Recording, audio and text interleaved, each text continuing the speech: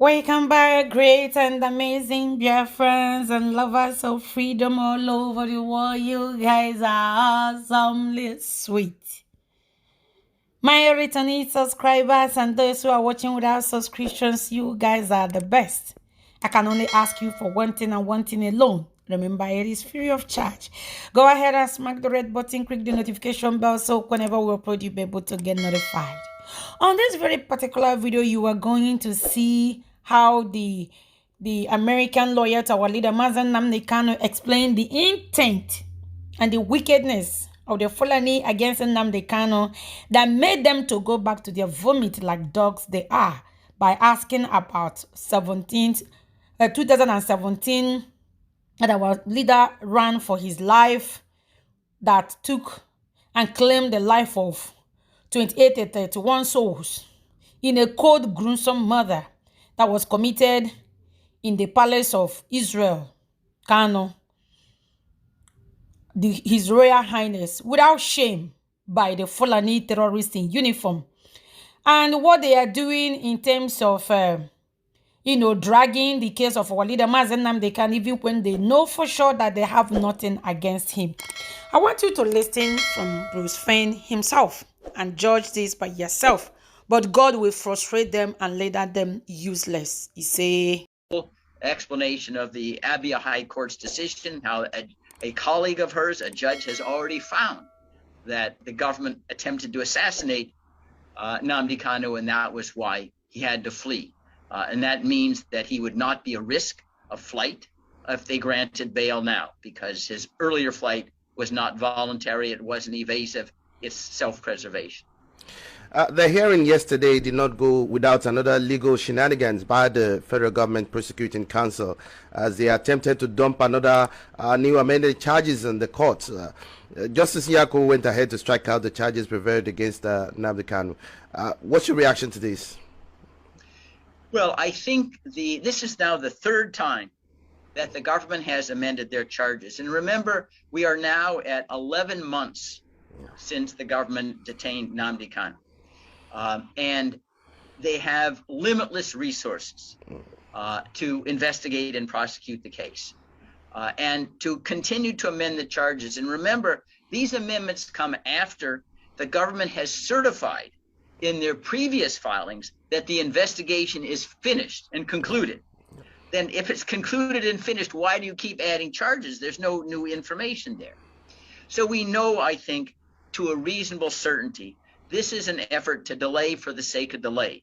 It's my judgment as a lawyer, having examined the infinite vagueness of the charges, that there is no evidence of guilt and that they are frightened to death of having to go to trial.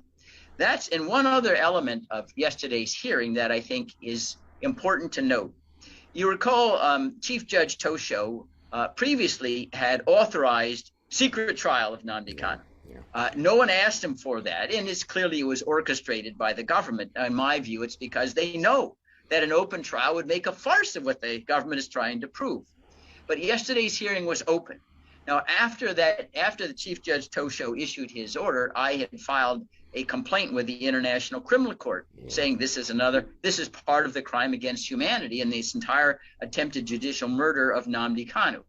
So it looks to me like they backed off because this was open. You could see TV in the courtroom. So I would hope that they're getting a little bit of sense in them, that this trial is going to end up hurting them a lot more than it's going to hurt the Biafran quest, because it's such a symbolic demonstration of the viciousness and the lawlessness of the Nigerian government. But why your view and opinion? Why is the prosecution counsel trying to delay process by continuous amendment of the charges against your client? Is this to further put him under incarceration until the end of this government life of this well, yeah, I think there are at least two ulterior motives, and oftentimes there are multiple reasons for a single action. One is that it's a mess. The government has nothing. They want to hand it off to the next government after the presidential elections in 2023. So just keep kicking it down the road. It's their problem, not ours. The second is more vicious, and they just might hope, because Nnamdi Kanu's health is not A+, and they're depriving him of access to international medical care of the highest standards. They hope, well, maybe he'll just die, and that'll get off his plate. But it is clear they do not want a trial. This government would stoop to anything to try to besmirch, defame Nnamdi Kanu's reputation. If they had incriminating evidence, they would have leaked it out to all the press in the whole world. That's true. You know, they don't have any respect for any standards whatsoever. And what we've gotten is zero. They have submitted to the court not a crumb of incriminating evidence against Nnamdi Kanu. And even the allegations and the charges are infinitely vague.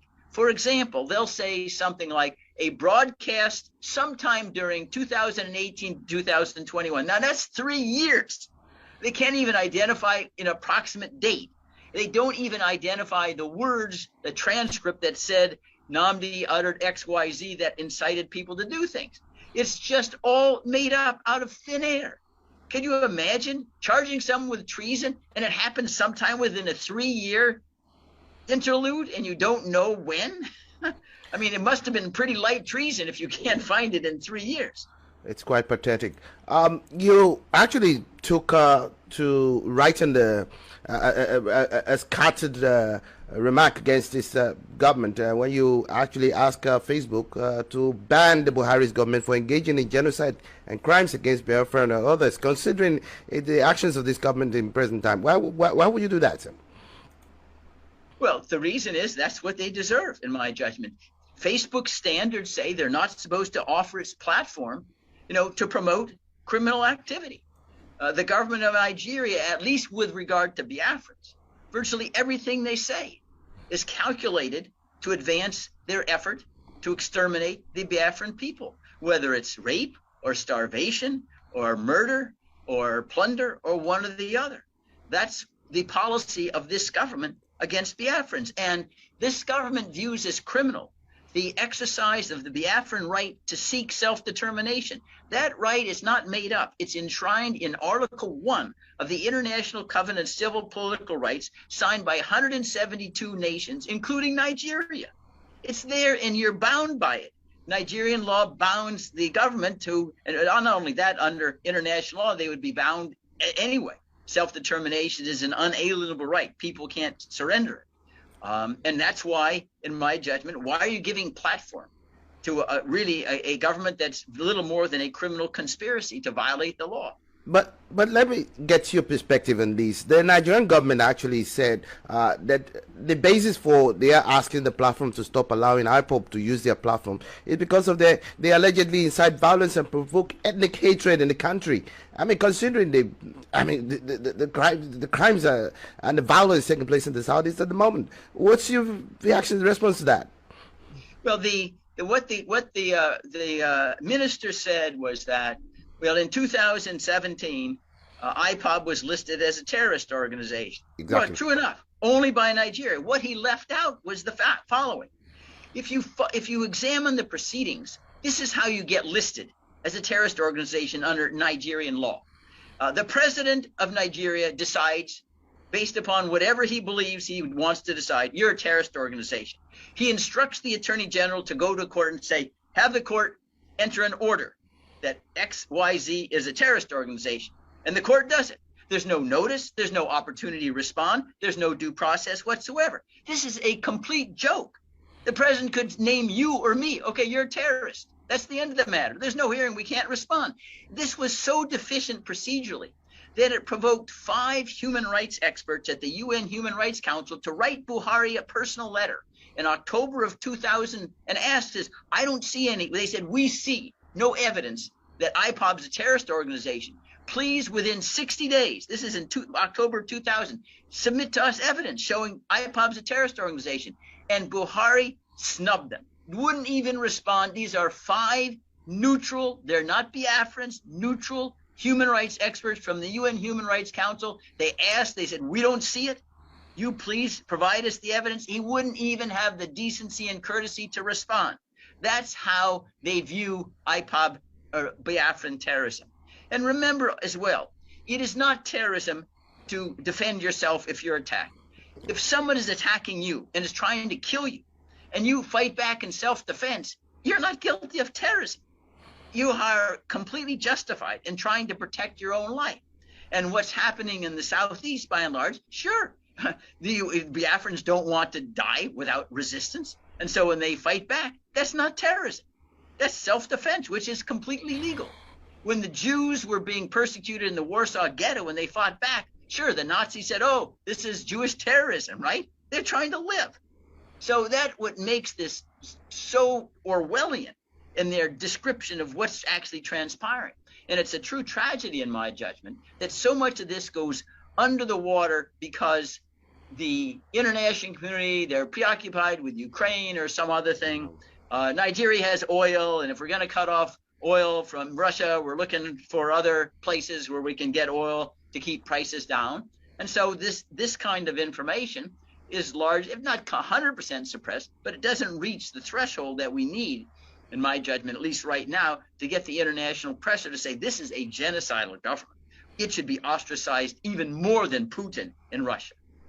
Now, let's get a sense, or help us get a sense of this. I mean, the crisis in the southeastern part of the country with regards to violence that is orchestrated against the citizens of the southeastern part of the country, which has actually been, we've had cases of unknown gunmen, I mean, destroying properties that sit at home, others by IPOB, and also government, actions. And recently, well, one of the governors of the southeast actually paid a visit to Nnamdi Kanu in detention. And still yet, even after the visit, there's been an uptick in the violence in the southeast. Is IPOB responsible for all this? IPOB is not responsible in any legal sense. I mean, if we think about the stay-at-home practices, it's what you might call a boycott as a form of demonstration. That is completely protected. In the United States of America, when I was growing up, one of the most effective ways that the blacks were able to get their civil rights, a very famous Montgomery, Alabama bus boycott. The blacks said, okay, we're not going to patronize the buses. True. That was constitutionally protected freedom. That is one way in which you are expressing your opposition to something. And you have a free speech right to do that, freedom of association right to do that. Why are you condemning these people for staying at home as a method? Because they can't vote you out because